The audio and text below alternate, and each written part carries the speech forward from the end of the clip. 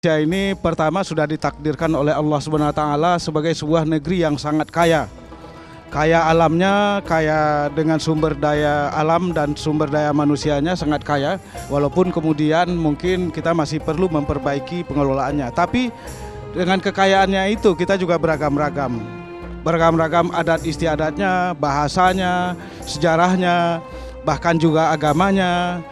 Satu agama, bahkan di dalam satu agama itu juga ada aliran, ada mazhab. Karena memang ditakdirkan seperti itu, maka kemudian keragaman itu, keperbedaan itu kelihatannya memang sebuah sunatullah, sebuah sunatullah yang tidak bisa dielakkan. Dengan keragaman itu justru terlihatlah kekayaan, terlihatlah betapa besarnya nikmat Allah yang diberikan kepada kita.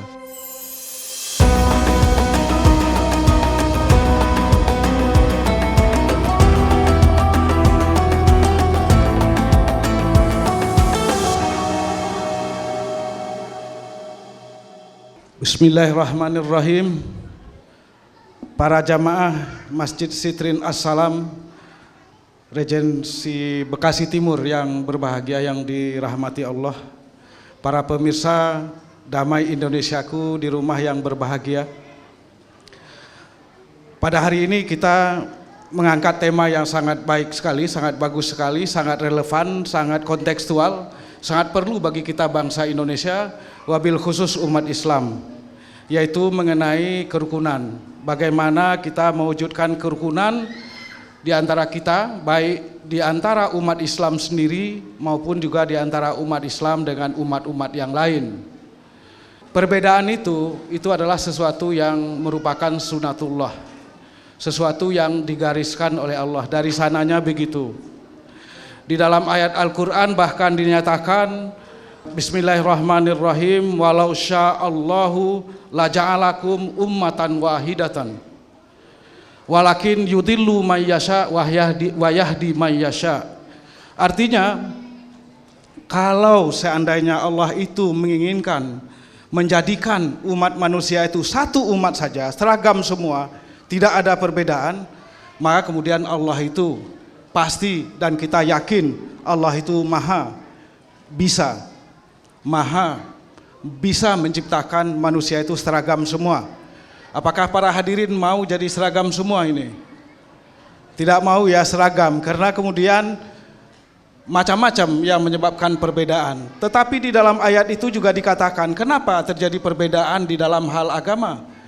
Karena memang ada orang yang tidak terbuka hatinya, yudillu may yasha, orang-orang yang memang tidak ada keinginannya, niatnya untuk mengikuti kebenaran yang disampaikan oleh Allah melalui para nabinya sampai kepada nabi yang terakhir, Nabi Muhammad SAW. Itulah maka kemudian diperlukan hidayah. Hidayah itu adalah petunjuk dari Allah supaya kita termasuk orang-orang yang mendapat hidayah dari Allah. Hidayah itu apa? Yaitu kesiapan hati nurani untuk menerima kebenaran. Karena kata hidayah itu juga berkait dengan kata huda, hudan linnas. Al-Quran sering dikatakan sebagai hudan linnas. Bahkan itulah menjadi petunjuk. Untuk mendapatkan petunjuk itu, maka kemudian kita harus melatih diri kita sendiri melalui berbagai ibadah, baik ibadah-ibadah mahdoh, ibadah-ibadah yang wajib yang besar-besar, maupun juga ibadah-ibadah yang lain. Maka kemudian kita harus menghindari diri kita menjadi orang yudlil tadi itu, orang yang sesat, ya, tidak mau menerima kebenaran, dan bahkan kemudian mungkin menjadikan apa yang dia pahami, apa yang dia percayai sebagai kebenaran satu-satunya. Ada orang seperti itu, padahal sudah ada petunjuk dari Allah Subhanahu wa taala, baik yang disampaikan melalui Al-Quran maupun yang disampaikan, diperlihatkan, dicontohkan oleh Rasulullah SAW, yang dicatat, yang direkam melalui sunnah, melalui hadis.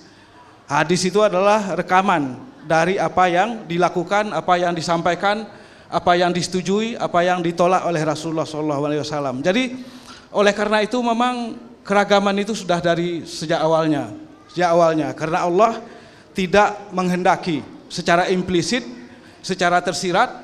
Allah mengisyaratkan kepada kita umat manusia ini ya tidak diciptakan memang seragam. Coba kita bayangkan kalau alam ini semuanya seragam. Padahal kita lihat alam ini beragam-ragam. Kalau di bagian utara dunia sekarang ini itu musim dingin. Bahkan ada badai salju. Di kita malah sekarang panas, kadang-kadang hujan, ya kan? Kita kaya dengan keragaman hayati. Apa saja tumbuhan ada di Indonesia ini. Kalau di negara-negara yang ada saljunya seperti di utara sekarang ini, di Amerika Utara, di atas di Rusia, Eropa Utara, maka keragaman hayatinya tidak banyak. Tidak banyak keragamannya. Yang sekarang di musim dingin ini yang bisa bertahan itu hanya pohon-pohon pinus saja. Dari lingkungan alam yang berbeda itu, maka kemudian juga mempengaruhi cara berpikir manusianya, cara pandangan hidupnya, bahkan juga warna kulitnya, itu mempengaruhi semua. Jadi kalau kita ini pindah ke utara sana, ke Rusia yang dingin itu, lama-lama kulitnya jadi putih. Kulitnya tidak lagi sawo matang seperti kita, karena kulit kita yang sawo matang ini juga antara lain dipengaruhi oleh panas. Teriknya panas matahari itu mempengaruhi. Jadi beragam-ragam. Musim pun beragam-ragam. Dengan musim yang beragam-ragam, gaya pakaiannya juga beragam-ragam. Pakaian seperti ini, baju koko ini nggak bisa dipakai di Amerika Utara. Harus pakai jaket yang tebal. Mungkin sampai 5-6 lapis, baru bisa bertahan. Ini kemudian juga mempengaruhi gaya hidupnya, gaya makanannya. Kalau di Indonesia kita makannya pakai makan nasi ya Bu ya. Nasi dimakan, bubur dimakan. Kalau di Eropa orang nggak makan nasi, orang makannya roti. Karena padi nggak bisa tumbuh di situ. Paling tumbuhnya nanti di musim dingin, ya sekitar 3 bulan. Jadi bisa menanam padi itu cuma 1 bulan, kalaupun mau ditanam. Itulah yang mengakibatkan kita ini budayanya budaya padi. Kalau di Arab budayanya budaya gandum. Oleh karena itulah kewajiban zakat di dalam Al-Quran itu tidak ada disebutkan mewajibkan istilah arruz. Itu tidak ada dalam kewajiban zakat yang harus dibayarkan. Yang ada itu gandum. Oleh karena itu para ulama memutuskan bahwa padi itu sama dengan gandum. Oleh karena itu wajib dizakatkan. Jadi alam-alam yang berbeda ini, lingkungan alam yang berbeda menghasilkan juga pengamalan agama yang sedikit berbeda. Tadi contohnya adalah dalam soal mengeluarkan zakat itu. Nah, oleh karena itulah perbedaan itulah kira-kira yang menjadi sunnatullah. Coba bayangkan Bapak dan Ibu rahimakumullah, kalau misalnya di dunia ini cuma seragam pohon mawar, bunga mawar saja. Bayangkan itu, betapa bosannya kita ya kalau cuma bunga mawar. Kita punya bunga melati, bunga anggrek dan macam-macam. Oleh karena itu, keragaman itu justru membuat dunia ini menjadi indah. Tapi ada syaratnya. Syaratnya apa? Syaratnya itu adalah kita harus menyikapi perbedaan itu dengan sebaik-baiknya, sehingga kemudian perbedaan di antara umatku, kata Rasulullah SAW, itu adalah rahmah. Ikhtilafu ummati rahmah.